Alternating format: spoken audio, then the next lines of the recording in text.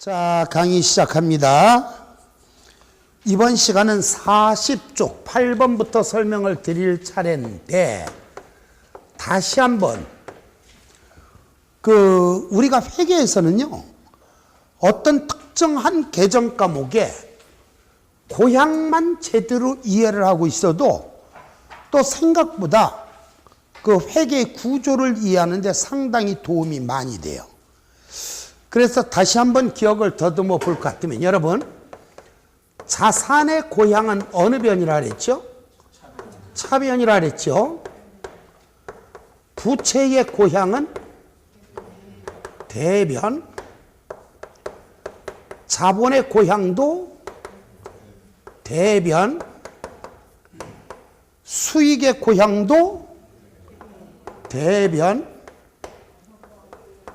비용의 고향은 차변. 자, 여기에서 우리 회계상에서 평가계정이라는 게 있습니다. 회계상에서 평가계정. 평가계정이란 거 뭐냐? 어떤 특정한 계정 과목에 정확한 장부 금액을 평가해 주는 계정을 평가계정이라 그래요. 정확한 장부 금액이 얼마인지를 평가해 주는 계정을 평가계정이라고 하는데, 뭔 얘기냐면은, 자, 누가 물어? 매출채권. 우리 회사 장부를 봤더니 매출채권이 얼마라고 표시가 되어 있는가? 100만 원이라고 표시가 되어 있어.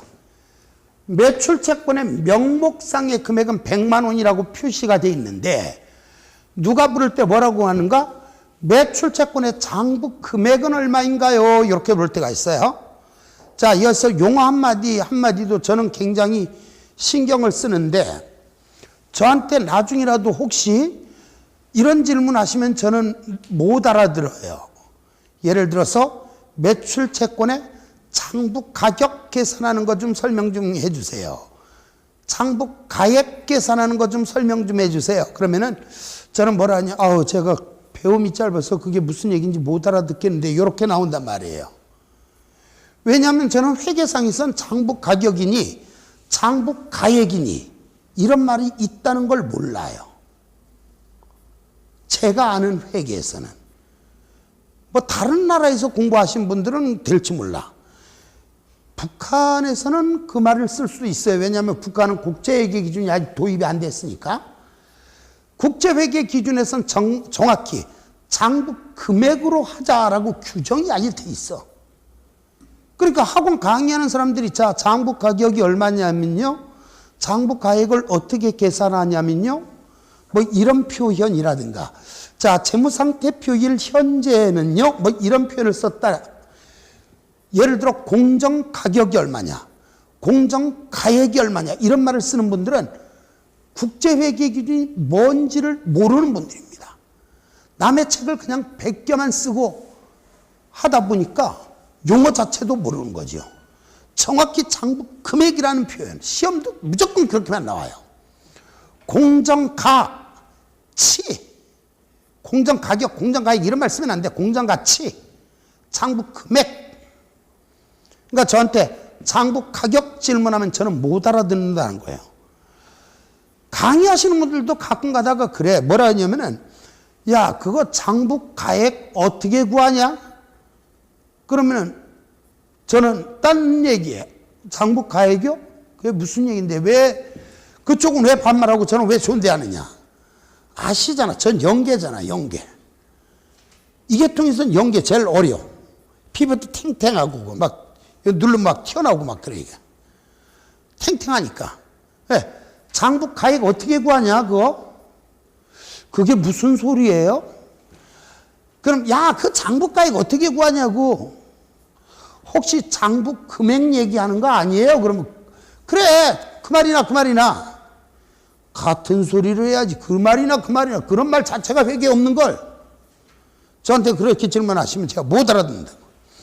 자, 예를 들어서 매출채권의 장부 금액은 얼마인가 이렇게 묻잖아요. 그럼 명목상의 금액이 100만 원이다 해서 이게 장부 금액은 아니야. 이것과 관련한 이것의 평가 기정이 있나를 봐야 돼. 평가 기정이 있나를 보고, 자, 있더라? 그것이 만약에 차감적 평가 기정이라면 그것을 더한 게 장부금이고, 부가적 평가 기정이라면, 말 실수했나 보다. 차감적 평가 기정이라면 그걸 뺀 게 장부금액이고, 부가적 평가 기정이라면 그걸 더한 게 장부금액이다. 예를 들어 매출채권과 관련한 차감적 평가 기정은 지금 필기 안 해도 돼. 이거는 대손충당금. 근데 작년까지는 이제 대손충당금이라고 했는데 올해부터는 손실충당금으로 출제가 될 수도 있어요. 대손충당금, 손실충당금 같은 말인데 출제자들은 아직 이 말을 애용하는 분들 계시고 이 말을 애용하는 분들도 계실 거예요. 어떻게 쓸지 몰라. 반드시 손실충당금이라고 써야 하는 경우도 있지만 대손충당금 대신에 손실충당금이라고 쓰는 경우도 있을 수 있기 때문에, 자, 매출채권과 관련한 대손충당금 또는 손실충당금이 얼마 있나 봤더니 3만 원이 있더라. 그럼 이걸 잠시 후에 저기다 차감적 평가기정이라고 쓸 거예요. 차감적 평가기정이니까 이걸 빼. 그러다 보니까 매출채권의 정확한 장부금액은 97만 원이 되는 거지요. 자, 회계상에서 평가기정이라는 것들이 있더라. 장부금액을 계산할 때 더하거나 빼서 장부금액을 계산하는 계정, 정확한 장부금액이 얼마인지를 평가해 주는 계정을 평가기정이라고 하는데, 그 중에 우리 자산의 차감적 평가기정이라는 게 있다. 자, 이때 자산의 차감적 평가기정이 어떤 것들이 있나를 보기 전에 여러분 자산의 차감적 평가기정의 고향을 생각합시다. 자산의 고향은 어느 변이에요? 차변이죠. 그 자산에서 차감시키래. 차감시키라는 얘기는 같은 변에 쓰라는 얘기예요? 반대변에 쓰라는 얘기예요? 반대변에 쓰라는 얘기죠. 자산의 반대변이니까 자산의 차감적 평가계정의 고향은 대변이 되는 것이고, 이러한 자산의 차감적 평가계정에는 뭐가 있나요? 그러면 여러분들은 재, 대, 감, 손. 암기들은 다 하고 계셨네요. 재는 재고자산 평가충당금. 한다는 소리가 말이 너무 어려워요. 그러면 안 돼. 이건 외우셔야지. 재고자산 평가충당금, 재고자산 평가충당금. 낯설은 용어 나면 많이 읽어보셔야 돼. 많이 읽어보면 오늘만 낯설지 내일부터는 날마다 듣던 말 또 들으니까 낯설지 않죠. 말뜻은 나중 얘기입니다. 대는 대손충당금,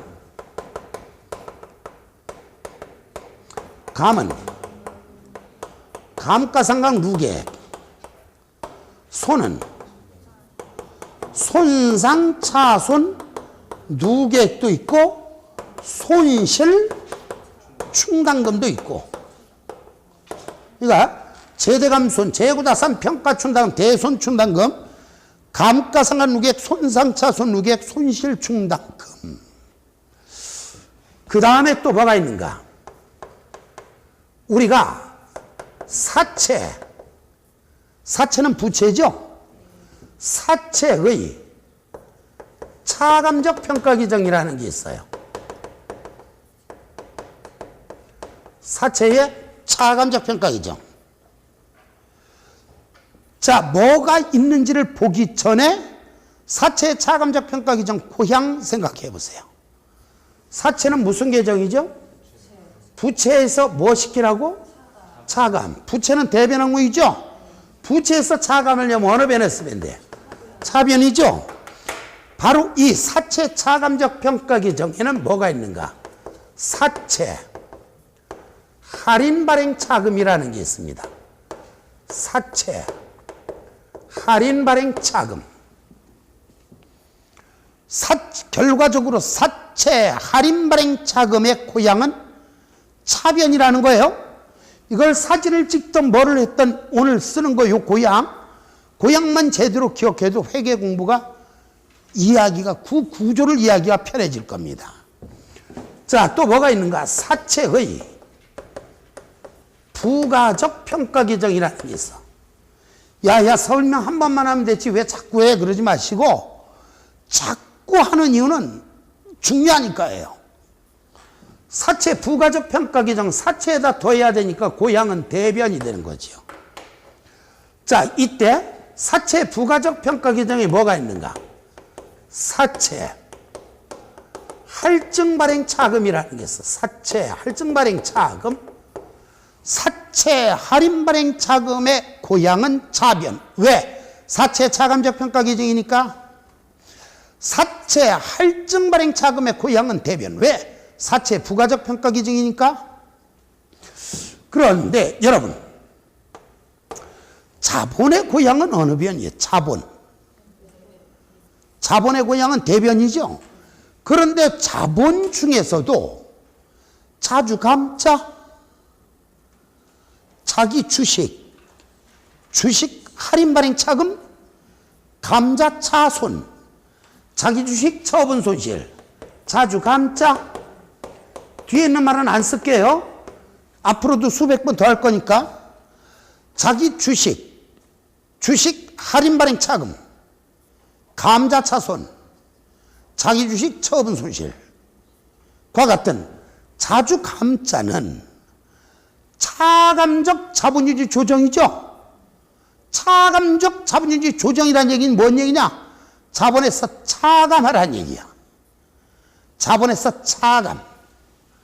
따라서 얘들 고향은 어느 변일까? 고향은 차변이 되겠죠? 자본에서 차감해야 되니까. 자, 그 다음에 여기 잠깐 여러분 이익잉여금이라는 게 있어요. 기억나시는 분 계신가 볼게요. 여러분 이익잉여금의 정확히 반대말은 뭘까요?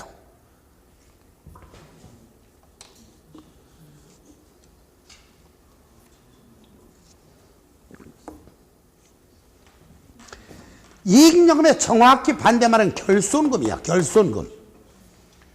둘 다 자본입니다. 둘 다 자본이지만 반대말이죠. 이거는 자본을 증가시키는 것이고 자본을 감소시키는 거예요. 요건 이익잉여금은 이익이 생겼을 때 대체하는 계정이고 손실이 생겼을 때 대체하는 계정이야. 여러분 이익이 생기면 그 회사의 순재산이 늘어요, 줄어요? 돈을 많이 벌면 재산이 늘어요, 줄어요? 늘어나죠. 그러니까 자본이 증가되지. 손실이 생기면 자본이 증가해요, 감소해요? 그래서 고향이 차변이라는 얘기야. 다시 한번. 결손금의 고향은 차변, 이익잉여금의 고향은 대변. 그 다음에 뭐 나머지는 뭐 사실은 상관없어요. 혹시 기억하실지 모르겠네. 현재가치 할인 차금의 고향은 어느 변인지 아시면 맛있는 거 사드릴게요.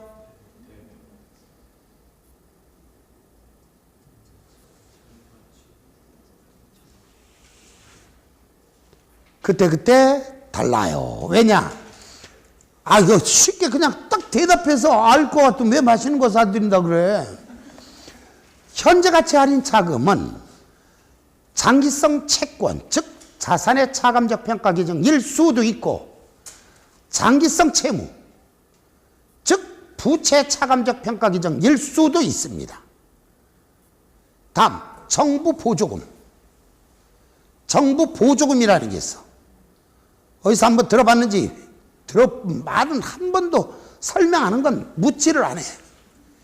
여러분 정부 보조금은 무슨 계정인가요? 라고 됐을 때 대답하시면 저는 그런 분을 무서워해. 그분은 이미 인간이 아니야. 아까 오전에 아까 낮에 어떤 분하고 주식 얘기를 하는데 죄송스럽지만 당사자 계실 때 그 얘기하면 뭐하네.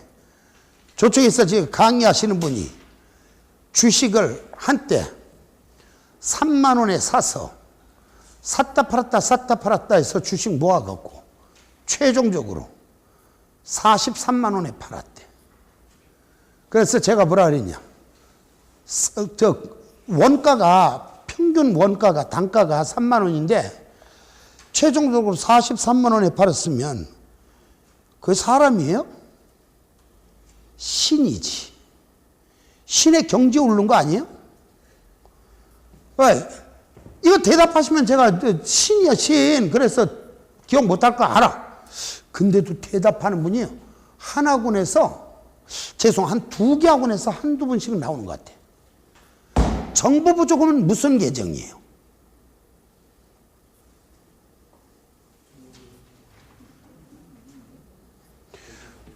정부 보조금은 자산의 차감적 평가 계정일 수도 있고 이연 수익으로 처리하는 경우도 있어요. 이연 수익. 자, 그래서 여기 낯설은 용어, 이연 수익이라는 용어가 있거든. 이연 수익이란 거 뭐냐? 지금은 이래. 이렇게 생각하세요. 이연 수익은 그냥 부채는 아니지만 부채인 것처럼. 부채 성격이에요. 부채 성격. 따라서 얘는 채무상태표 대변에 표시하는 겁니다. 이연수익이라는 표현을 나중에 배울 거예요. 몇 군데서 이연수익이란 말이 나와. 이연수익이라는 용어가 있다. 이연수익은 뭐냐면은 사실은 수익이 아닌, 성격은 수익의 성격이지만 이게 몇 년간에 걸친 성격, 수익이에요. 그럴 때 조금씩 매년 조금씩 지금은 부채인 것처럼 썼다가 매년 조금씩 수익으로 대체할 것들을 의미하는데, 됐어요. 이연수익의 고향은 대변. 끝. 회계 끝날 때까지 이것만 기억하셔도 회계 기본 구조. 자, 수시로 보셔야 돼. 착 보고서 고향 하면 하면 딱 나도 모르게 저절로 나와야 돼. 자, 됐고요. 그러면 지금 뭘 설명드리려고 여기까지 왔는가? 8번을 설명드리기 위한 수단이죠. 8번 봅시다. 8번. 뭐라고 나왔는가? 다음 자료에 의하여 자본 총액을 계산하래요. 그런데 그 아래 주어진 것이 계정 과목이 자산 또는 부채가 주어졌어. 자산 또는 부채가, 들어보세요. 자산 또는 부채가 기초 또는 기말의 구분이 없이 그냥 자산 해당되는 계정 과목, 부채 해당되는 계정 과목이 나온 상태에서 자본은 얼마인가 묻더라. 그냥 자본 등식을 떠올리면 돼요. 자산 마이너스 부채는 자본이라는 거죠. 계산 들어갑시다. 제일 처음에 상품이 나왔죠? 상품 무슨 계정이에요? 자산이니까 자산 아래 쓰고. 다음 뭐가 났어요? 자, 제가 다음에 뭐가 났나요? 그러면 여러분들은 이렇게 내려가면서 보지 마시고 저한테 배우시는 분들은 통일을 짓기 위해서 이렇게 항상 이렇게 요 순서로 상품 다음에 뭐가 났어요? 재고자산 평가충당금 무슨 계정이에요? 자산의 차감적 평가 계정이죠? 자산에서 차감시킵니다. 여기서 2만 원을 빼. 이렇게 했더니 또 어떤 분들은 이런 분들 계셔. 여기다 빼느니 그냥 여기다 더해도 답은 똑같이 나올 거 아닙니까? 굉장히 위험한 발상이죠. 왜? 나중에 자산 총액은 얼마인가? 부채 총액은 얼마인가? 문제가 어떻게 나올지 그걸 어떻게 알아요? 그쵸? 그때는 틀릴 수밖에 없잖아. 자, 그래서 자산에서 직접 빼고. 다음 뭐가 나왔어요? 매출 채권이니까 자산 아래 쓰고. 매출 채권 다음에 손실 충당금 나왔죠? 손실 충당금이 뭐예요? 자산의 차감적 평가 계정. 재대감손에서 나왔잖아. 자산의 차감적 평가 계정이니까 자산에서 마이너스 시키고. 다음 뭐가 나왔어요? 건물. 무슨 계정이에요? 자산이죠? 자산 아래 쓰고. 다음 뭐가 나왔어요? 자산의 차감적 평가 계정이죠? 자산에서 마이너스 시키고. 다음 뭐가 나왔는가? 매입 채무 부채죠? 부채 아래 쓰고. 다음 뭐가 나왔어요? 사채 부채죠? 부채 아래 쓰고. 다음 뭐가 나왔어요? 사채 할증 발행 자금이라고 나왔죠? 얘는 뭐예요? 사채의 부가적 평가 기정. 다시 뭐라고요? 사채의 부가적 평가 기정.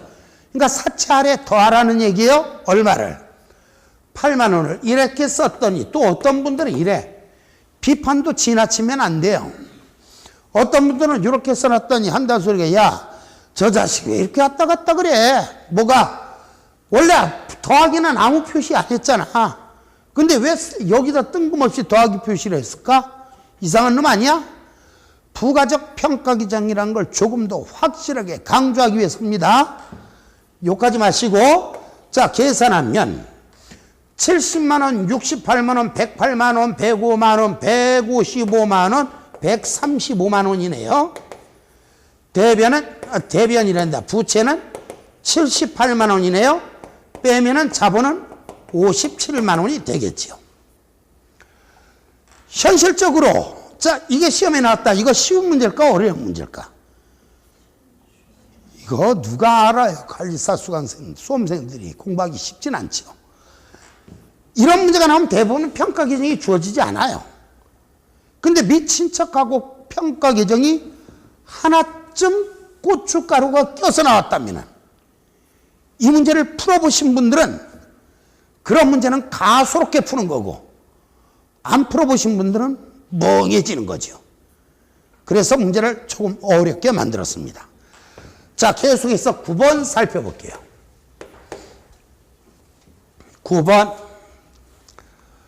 자, 거기 뭐라고 나왔는가? 다음 자료로 계산한 총 포괄 이익은 하고 나왔는데, 자, 아래 자료를 보니까 기초자산, 기말자산, 기초부채 이런 게 나왔죠? 저를 보시기 바랍니다. 얘가 일명 무슨 문제예요? 자료에, 요거 지우고, 자료에 자산과 부채가 기초와 기말로 구분이 돼 나와 있을 때, 즉 기초자산, 기초부채, 기말자산, 기말부채 등이 주어지면서 어떤 특정한 것의 금액을 구하라, 이런 말이 있을 땐 일명 얘가 왕자 문제죠.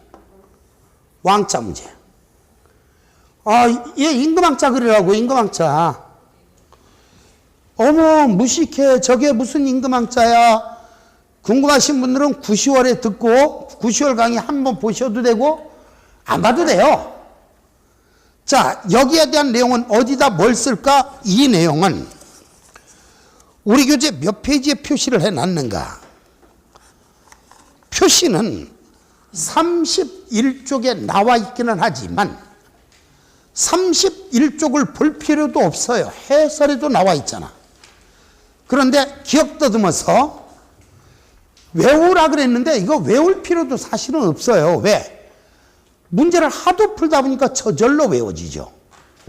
여기는 이유 여하를 불문하고 기초자산 써야지요. 기초부채 써야지요. 기초자본 써야지요. 이상 3개를 쓴 상태에서 대잡개가 같다 그랬습니다. 자료에 기초자산, 기초부채, 기말자산, 기말부채 이런 게 주어져 놓고 특정한 것의 금액을 구하라, 왕자를 그리자. 자, 그래서 두 번째 여기다 뭘 쓰는가? 기말자산 쓰고 기말부채 쓰고 기말자본 쓰고 이상 3개를 쓴 상태에서 대잡개가 같아야 된다. 자, 여기는 항상 기초자본을 쓰라 그랬습니다. 여기는 무조건 기말자본을 쓰라 그랬어요. 자, 여기서 기억할 것은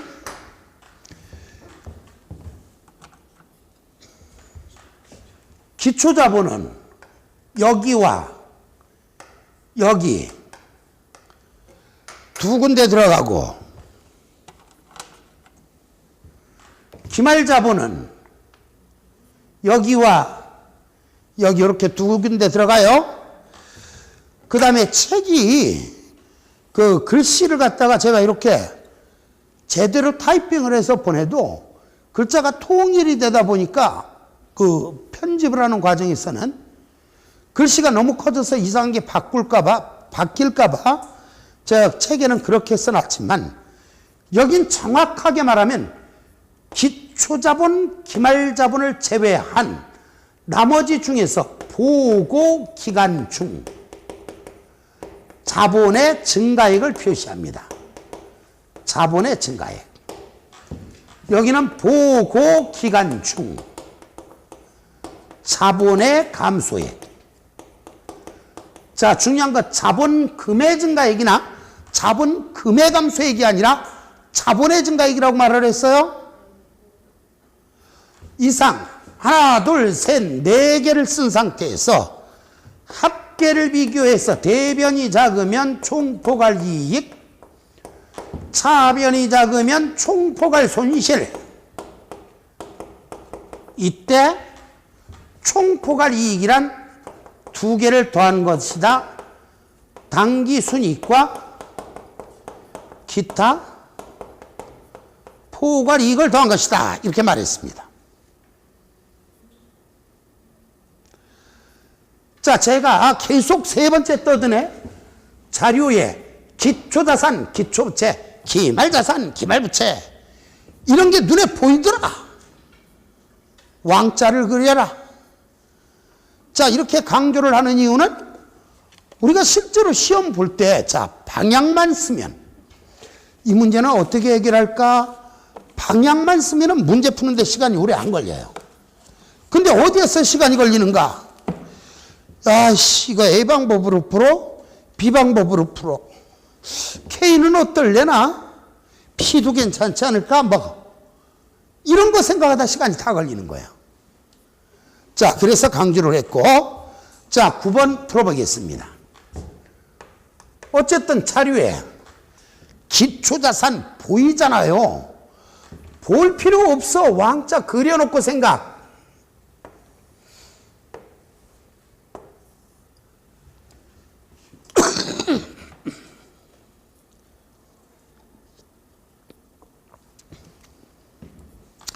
자, 그런데 이 문제는 뭘 구하라 그랬어요? 총포괄 이익이니까 이것이 답이죠. 자, 나와 있는 대로 쓸게요. 기초자산이 얼마가 나왔는가? 5,500원 나왔네. 어떤 분들은 요거 읽을 때 5,500, 100만 원 이런 분도 계시고, 어떤 분들은 일십, 백천만, 55억 원 막 이런 분 계시는데 뒤에 1,000원, 100만 원, 억 원 이런 식으로 단위수가 나와 있잖아요. 그냥 무시하고 읽으시면 돼요. 왜? 어차피 지문도 그렇게 나올 거니까. 그래서 여러분 얼마예요? 그럼 5,500원 이렇게 대답하시는데요. 다음에 기말자산이 얼마가 나왔어요? 얘가 7,500원이야.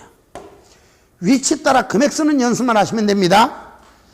여기서 혹시나 가끔 가다가 다른 데 다니다 오신 분들은 과거에 풀던 방식으로다가 막 풀고 계신 분 계신데 그거 돌아가는 길입니다. 시간 오래 걸려요. 그 방식으로 풀면은 5분 이상 걸리는 문제 많아. 이 방식은 어떤 경우도 20초면 다 해결돼. 그랬더니 한다는 소리가 외우는데 시간이 걸렸어요. 외우긴 왜 외워? 문제 몇 번 풀면 저절로 외워지는데. 기초부채 3천만 원 나왔네요. 3,000원. 얘가 3,000원. 기말부채 3,000원 나왔네요. 얘가 3,000원. 유상, 증자가 나왔네. 저를 보세요. 증자, 자본거래죠. 주식과 관련된 거래잖아요.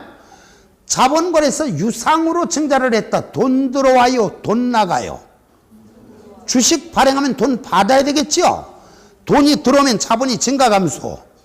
증가 얼마? 500원. 자, 아직은 그런 적 없었습니다만 우리보다 한 단계 높은 경우에는 뭐라고 나왔는가? 액면단가 얼마의 주식을, 예를 들어 액면단가 500원의 주식을 300만 원에 발행하다, 이런 문제가 나온 적이 있어서 액면단가 500원의 주식을 300만 원에 발행하다. 그럼 자본은 얼마가 증가하는 거예요? 300만 원. 돈 받은 만큼이 증가한다 그랬죠? 그럼 여기다 300만 원 쓰는 거예요. 자, 더 이상 나와 있는 게 없네요. 들어보세요. 더 이상 나와 있는 게 없으면 항상 확인 들어갑니다. 왕자 문제에서는. 자, 보고기간 중에 자본의 증가액과 자본의 감소액을 썼나 봅니다. 자본의 증가는 썼지만 자본의 감소는 안 썼죠? 자본의 증가나 자본의 감소가 없을 땐 빵원이라고 쓰고 출발하시면 돼요. 자, 칸 채울게요. 세 개를 써야 되는데 모르는 게 하나죠? 하나만 모를 땐 합계를 비교해서 직접 금액 구합니다. 2,500원이죠.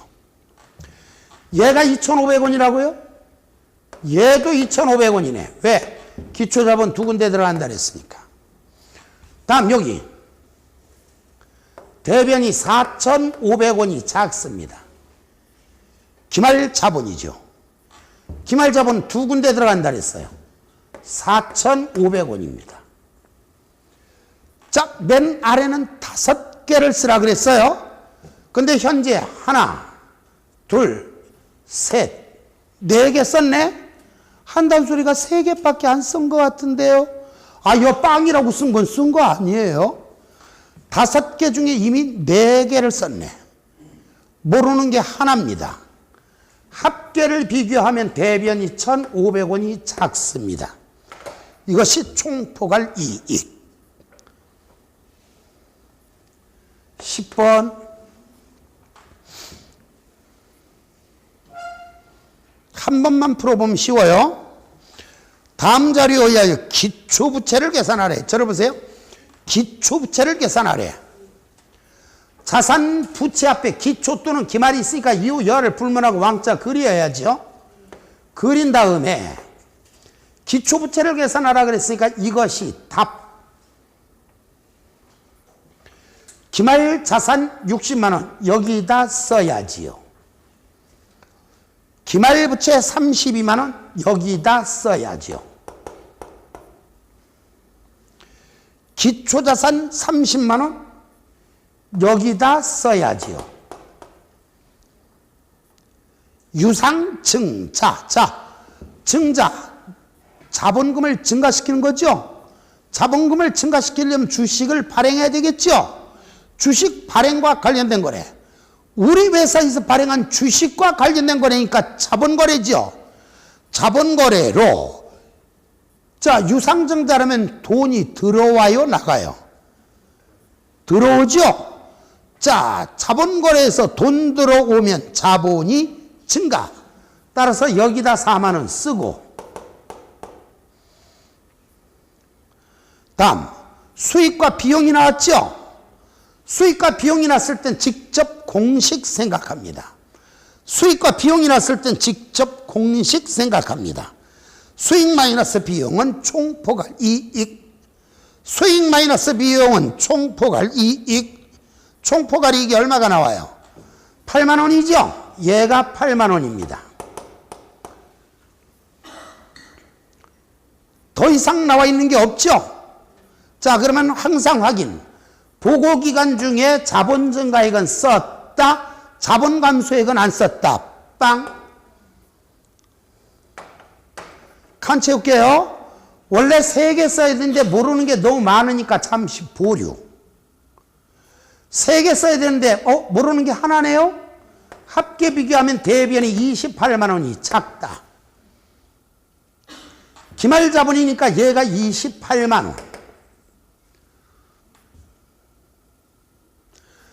자, 맨 아래 5개 중에서 이미 1, 2, 3, 4개 썼네.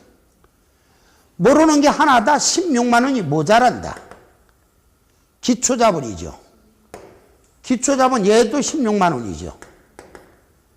빼면은 14만 원이죠. 이 회사의 기초부채는 14만 원입니다.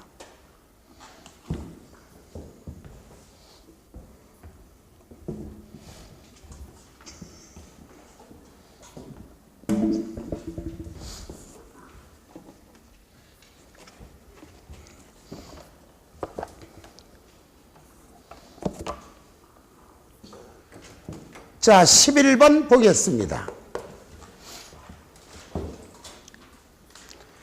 주식에서 한국의 제8기 재무자료는 다음과 같다.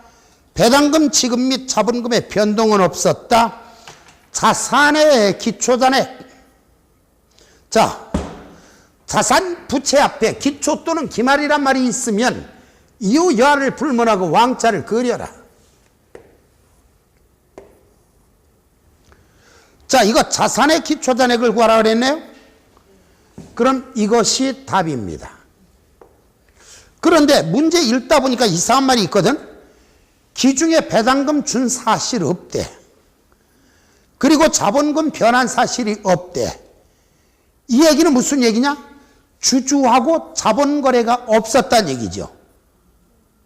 배당금도 안 주고 뭐 자본금도 달리 변동이 없었고, 이 얘기는 주주와 자본거래가 없었다는 얘기입니다.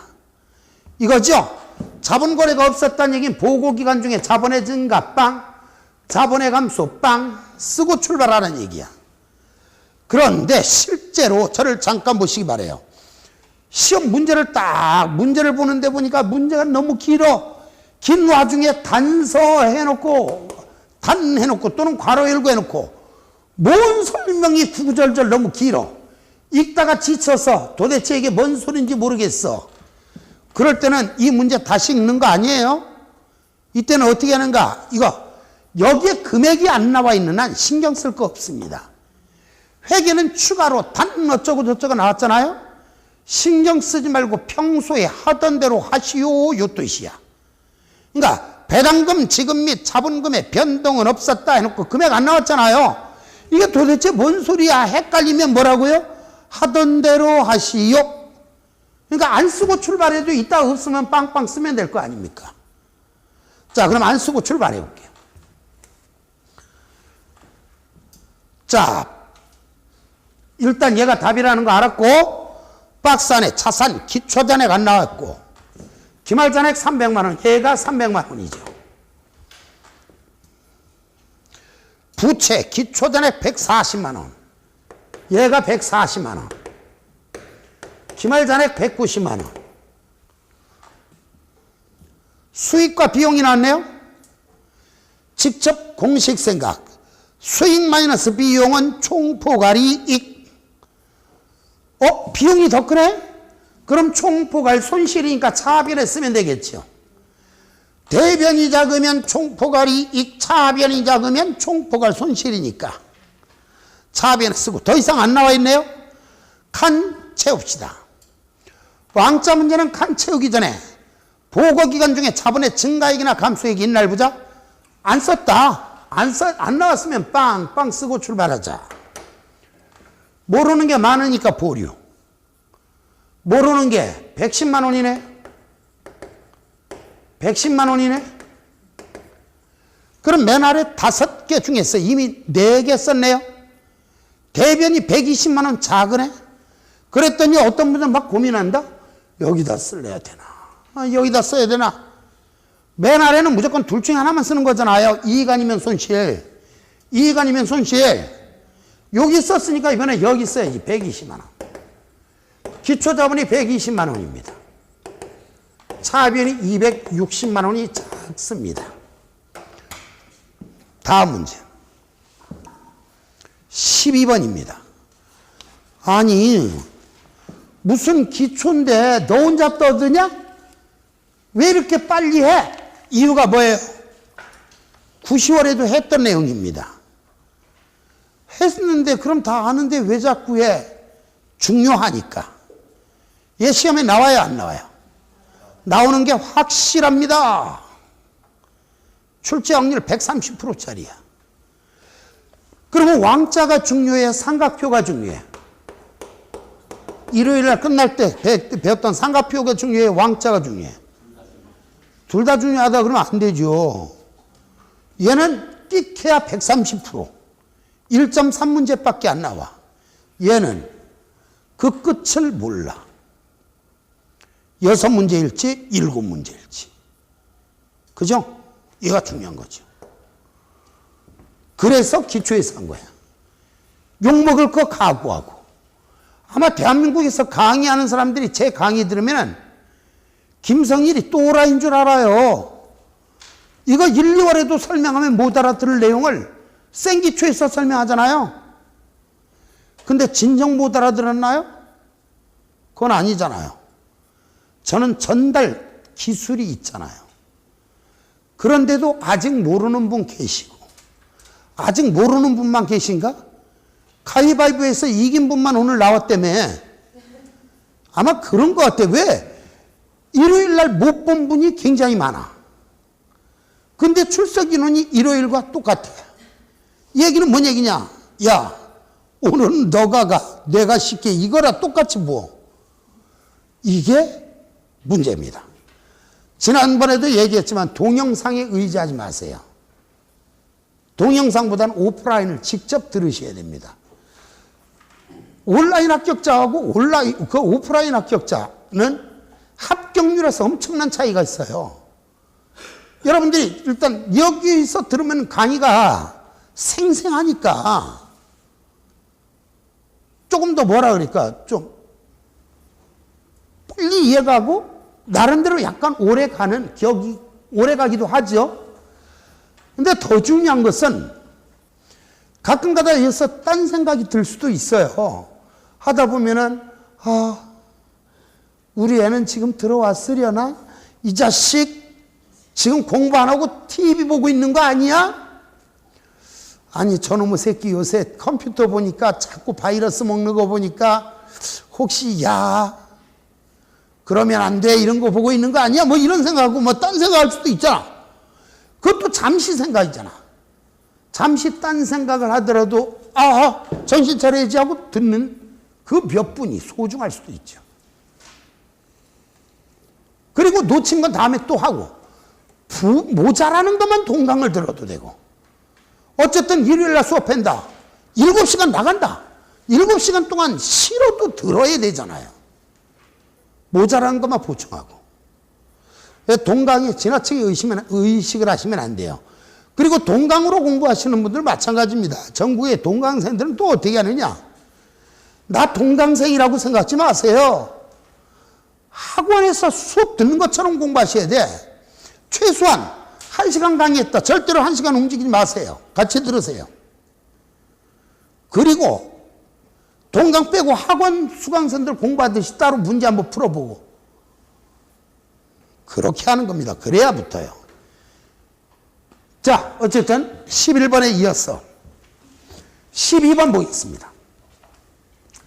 12번 맨 끝에 뭘 구하라 그랬어요?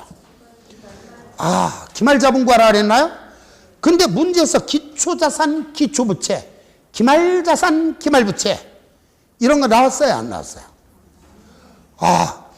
기초자산, 기초부채, 기말자산, 기말부채 이런 게 없죠? 없는 상태에서 기말자본을 구하라. 어떻게 하는가? 직접 계산기를 잡습니다. 계산기를 잡고 계산기에다 기초자본이 얼마인지 두들기세요. 얼마라고 나왔어? 24만 5천 원. 2001년 초에 자본 나왔잖아요. 기초자본 나왔죠? 24만 5천 원 두들기고 그리고 나서 추가로 주어진 자료가 자본을 증가시키는 건가 감소시키는 건가 생각해보고 증가시키는 건 더하고 감소시키는 건 빼면 됩니다. 자, 수익 총액 나왔죠? 수익이 생기면 자본이 증가해요? 감소해요? 수익은 자본의 증가 요인이죠? 더해. 그 다음에 비용 나왔죠? 자본의 감소 요인이죠? 빼. 24만 5천 원 플러스 14만 7천 원 마이너스 11만 5천 원 얼마 나와요? 27만 7천 원 나오나요? 행복하죠? 자, 이거 제가 강의를 얼마나 연구했는지 한번 볼래요? 이런 문제 한번 볼게요. 이게 원래 왕자 문제가 앞에만 있는 게 아닙니다. 뒤에도 있어. 어디에도 있는가? 자본회계.